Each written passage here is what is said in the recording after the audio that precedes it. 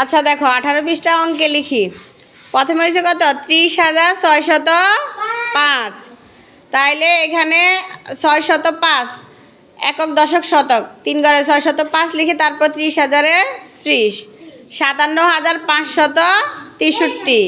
তাহলে 63 একক আর দশকের ঘরে কত আছে 63, আগে 63 লিখে ফেলবা। 5 আছে কোন ঘরে শতকের ঘরে 5 বসাই দিবা। তারপরে 57,000 5 10 7 57,000। তারপরে সংখ্যা কত 87,007 লিখছি। আচ্ছা তারপরে 4 নাম্বারটা দেখো 8টি 10,000 ও 4টি 1,000 দ্বারা গঠিত সংখ্যা। তাহলে এটা যদি আমরা রাপ করি দেখো 8 গুণন 10, তাহলে 8 দশমিক কত হাজার 80,000। 4 গুণন 1,000 সমান সমান কত 4,000। 80,000-এর সাথে 4 যোগ করলে কত হয় 84,000। তাহলে আমাদের 8টি 10,000 ও 4টি 1,000 দ্বারা গঠিত সংখ্যা হচ্ছে কত 84,000।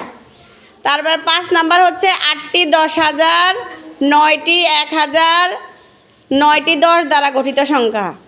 তাহলে 6 নাম্বারটা দেখো 8 গুণন 10,000 8 দশমিক কত 80। 9 গুণন 1,000 9,000 আর 9 গুণ 1 9 1 গুণ 9, তাহলে কত 89,009। তারপরে 6 নাম্বারটা হচ্ছে 9টি 10,000 9টি 1,000 ও 9টি 100 9টি 10 9টি 1 দ্বারা গঠিত সংখ্যা। তাহলে এটা যদি আমরা রাপ করি দেখো কি হয়েছে রাপ করলে 9টা কয় হাজার বলো 10,000 9 দশমিক কত 90,000 9টি 1,000 9,000 9টি 100 900 9টি 10 90 9টি 1 9, তাহলে কত হবে বলো 99,999।